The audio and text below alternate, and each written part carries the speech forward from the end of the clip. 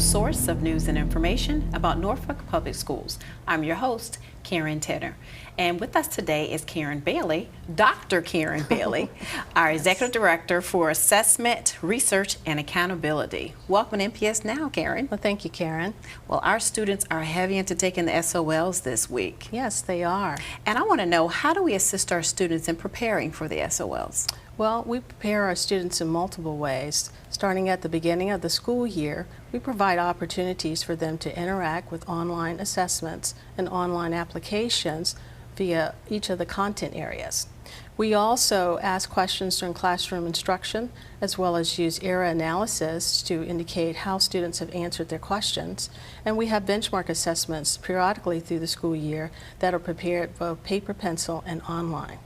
We also have formula sheets that we are provided to students, as well as calculators, so it's not the SOL assessment as the first time that they're seeing it. And lastly, we provide an SOL schedule for parents, students, teachers, and our administrators so they can plan from the beginning of the school year up until the testing time period.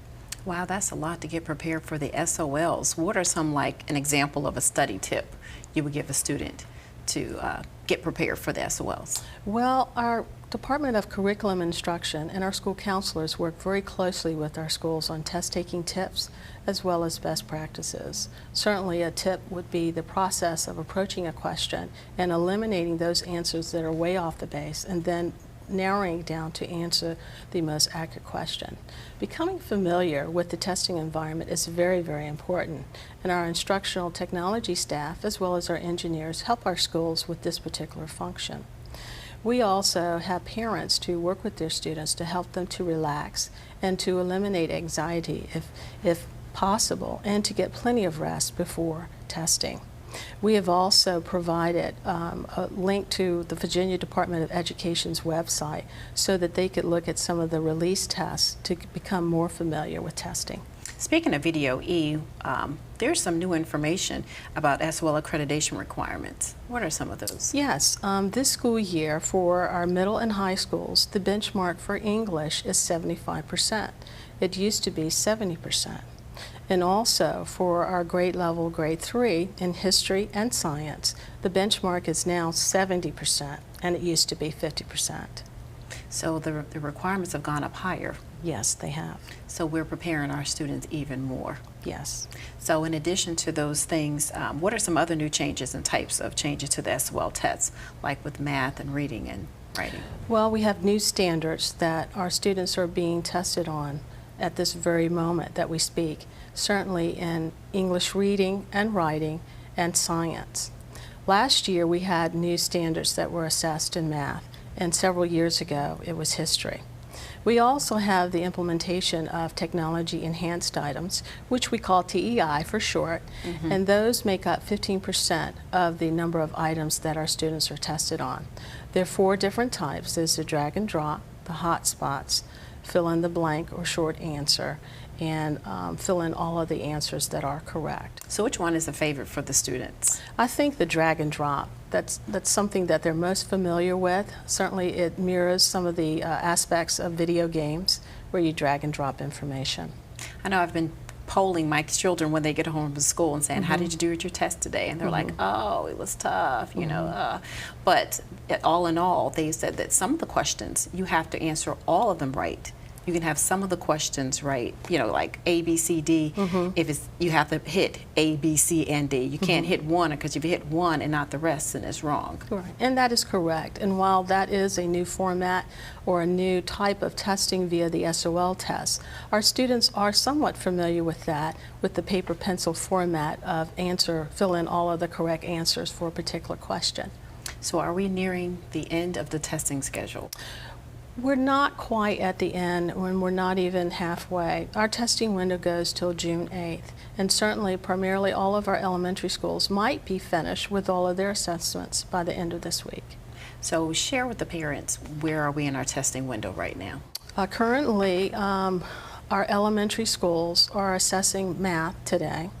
I believe our high schools are starting to assess math as well and finish up science. And our middle schools are finishing up science and beginning to prepare for the reading assessments. And so when all the testing is over, when should we be anxiously waiting in the mailbox for Well, the certainly information? with the online format, most people think that the answers or the scores should be available right away. And sometimes when you have new tests, they have to conduct a process which is called an equating process, where they look at how well the items have done and come up with a cut score. And so therefore, once that is done, then the scores start populating on our application called Pearson application. And then we start seeing the results, and then we start sharing it with our administration and teachers. And certainly at a certain time period, this information will also be shared with students and parents. So will we know something after school exits, we get out of school, or before we get out of school? We're hoping to hear something preliminary before school ends.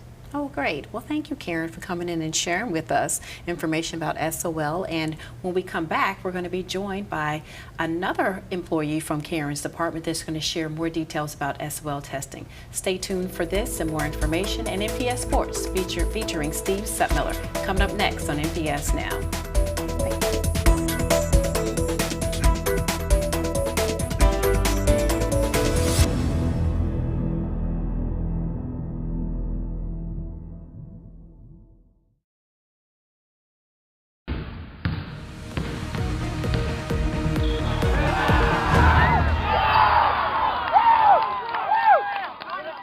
Hello, I'm Steve Sutmiller, Senior Coordinator of Athletics. Eastern District Tournament titles are on the line as spring sports head into postseason play. Let's take a look at some highlights from the championship games. In girls soccer at Powhatan Field, saw the Maury Commodores trying to spring the upset against top-seeded Wilson Presidents. Wilson came in undefeated, but it was Maury who controlled the game throughout the first half. Here, a nice pass from Darby Moore to Sarah Mariano for the shot, but she can't get it past the goalkeeper. Later in the half, Waverly Harvey tries her luck, but it is also denied. Wilson went up 2-0, but 3 goals by Jordan Johnson, Mariano, and Amanda Moore gave Maury the title and gave Wilson their first loss of the season. 3-2 was the final score. In the boys' final, Maury, in the white, took on Granby. Maury took a 1-0 halftime lead thanks to a goal by Lee Hogue in the 36th minute. Goals by Shamar Perry, Kyle Brinkley, and David Johnson in a 9-minute span in the second half put the game out of reach. The Commodores win their 10th game of the season with a 4-1 victory. Jose Fuentes scored Granby's lone goal. Granby and Maury hooked up once again, this time on the diamond. Before the game, Mayor Paul Frame threw out the first pitch.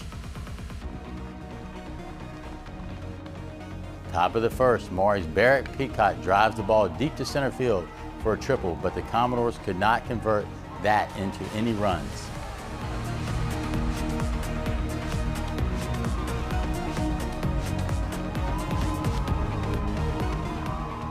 Now, bottom of the first with Granby up a run, Tyler Porter hits a chopper up the middle to score a run, and it's 2-0.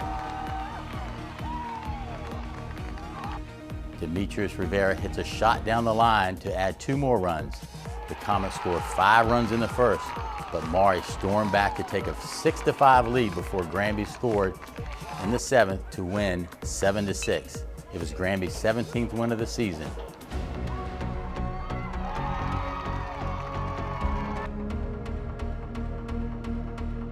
In softball, Granby's Vanessa Parker pitched a complete Game 3 hitter, and Kylie Lopez went 2 for 3 at the plate as the Lady Comets win the tournament title. For all the results and scores and highlights, check out your Big Team's website. More NPS Now after this.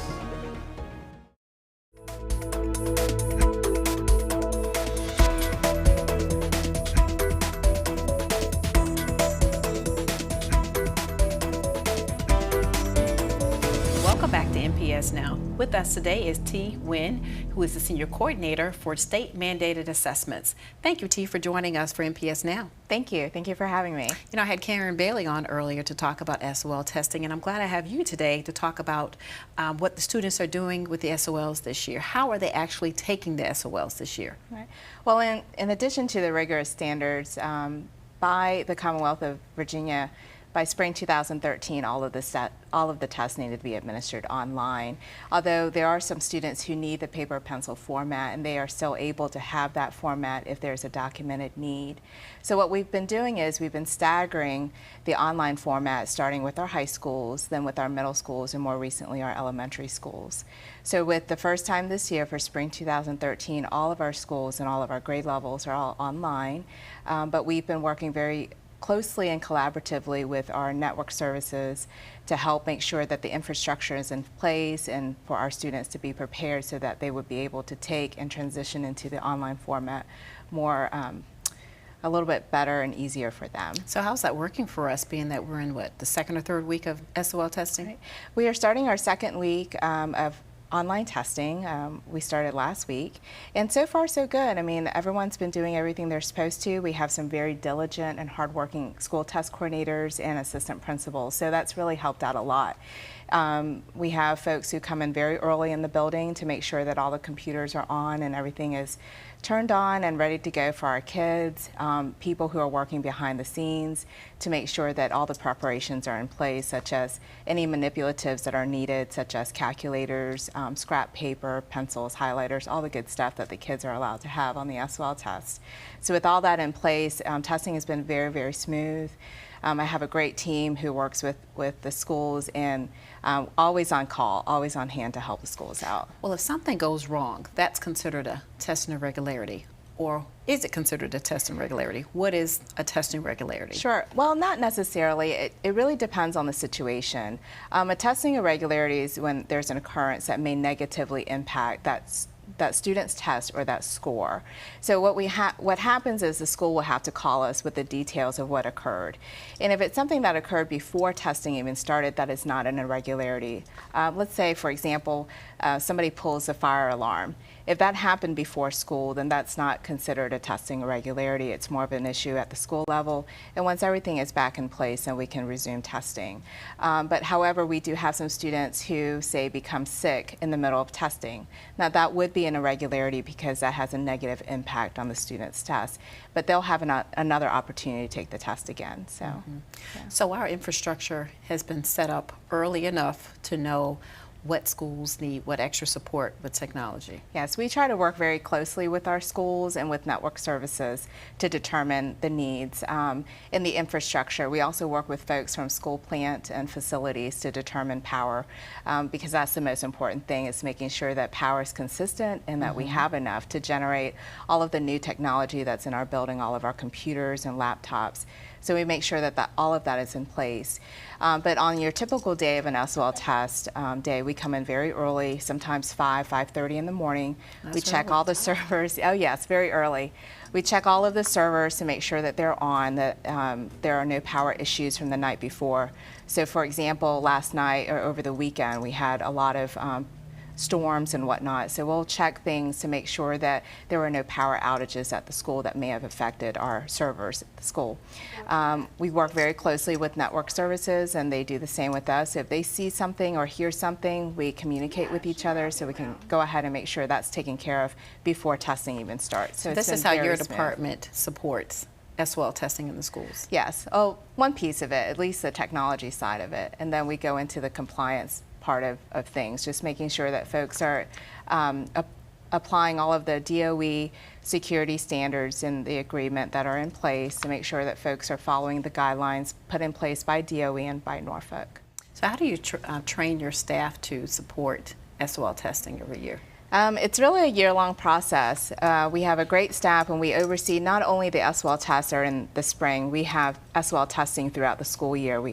So for example, in the summer, we have testing for our students who need verified credits to go towards their diploma requirements. And we also have testing in the fall as well. It's a much smaller number of students, but we still have testing going on there. But we also oversee what's called alternate assessments. Those are portfolio-based assessments for our students with disabilities who qualify for that. And with all of that going on, we do work very closely and collaboratively with other departments, your curriculum and instruction, special education services and student support, and network services to make sure all of those factors align so that we can make sure everything is conducive and works with each other. But as far as my staff, each school has a school test coordinator and assistant principal who's responsible for testing. We hold monthly meetings for them. It's a train the trainer type model where we're training them on the security procedures that need to be in place, the best practices and non-negotiables that need to be in place for them. And so we just kind of monitor and help them so they can ensure compliance and security at the school level. Well, I was one of the lucky employees who had an opportunity to be chosen as a proctor. Yes. Explain what a proctor is. Well, a proctor is another person in the room. At all of our sites in Norfolk, we have 2 adults in the room, an examiner and a proctor. The examiner is the person who checks in and checks out the secure test materials and administers the test to the students. And the proctor is the other adult who's in the room to make sure everything is followed and all the steps and procedures were adhered to. So with that, we have folks who, from central admin, as well as some retired teachers that we hire in, who we provide training to, and they go out to the schools to help provide additional support, especially during this season when everything is very, very busy. And I thought the training was very interesting because it was computerized this year. Yes, it was. And you had to get, I think, what, 80%? 80%, yes. You know, we kind of wanted to change it up a little bit. Who came up with that test? We did, actually. My team and I came up. We wanted to do something different. We knew that everyone's schedule is very busy, so we wanted a rolling basis. So we had you all come in and listen to the test on recording and then take a quiz at the end. And so we actually had some technology enhanced items for you all, so you can kind of see what it would be like to take a test on the computer similar to what our kids are going through right now. Yeah, it was quite a test. But thank God we all passed it. Yes, you did. How does administration support SOL testing? Oh, in many different ways, and it's throughout the school year. It's everything from the students to the administrators and our school test coordinators. But one of the things that we do in our department is we start out with our local and district assessments. We try to mimic and emulate them as closely as possible to the SOL assessments. And then we also give out guidelines so that folks can try to have the same testing environment that the students will be exposed to for the spring. But it's basically all hands on deck. You know, everyone is always willing to roll up their sleeves and go out to the schools and help. So do you think online testing is the best way to go now? I believe so. I mean, our students are very savvy on the computer. They're, you know, using the iPad and other tablet type devices. The interaction is really good. And the other thing that the online test has that the paper and pencil doesn't have is they have a review screen at the very end that shows the kids which ones they've answered, which ones they haven't answered, and which one they flagged for review. That used to be a test-taking strategy, really, when it was paper and pencil. You know, you used to put a dot or a star next to that question you were going to come back. Well, now you've got a flag for review. So you can always go back and take a look at how things are. And with the technology enhanced items, those are those more rigorous standards that we're talking about that really kind of has a better judge of how the students are learning and what they're learning in the classroom. Do you think we'll ever shift and use other type of technologies like an iPad or your iPhone? There's some talk. There's some talk Really? with going to tablet, yes. It's a TBD at this point, but there is some talk at the Commonwealth level on that. Oh, and how many students you think are being tested every testing window? Wow. For us here in Norfolk, on a typical day, the first 2 weeks of our testing window is the busiest. We administer anywhere from 15 to 20,000 students a day. We have about 600 test sessions that are running, and that equates to about 15,000 to 20,000 students. But in the Commonwealth, in speaking with some folks there, anywhere from 100,000 to 140,000 students a day are testing online. That's a lot of testing. Oh, yeah. Oh, yeah. Wow. Well, thank you, T, for coming today. you. You've been a wealth of information about wonderful. SOL testing. I'm sure everyone watching has learned a lot about SOLs from you and from Dr. Bailey. Great. Thank you for joining us. Thank you. And we appreciate you for joining us for this edition of NPS Now. The show will air weekly on WNPS, Channel 47, or you can view us online at www.npsk12.com. Again, we thank you for watching NPS Now.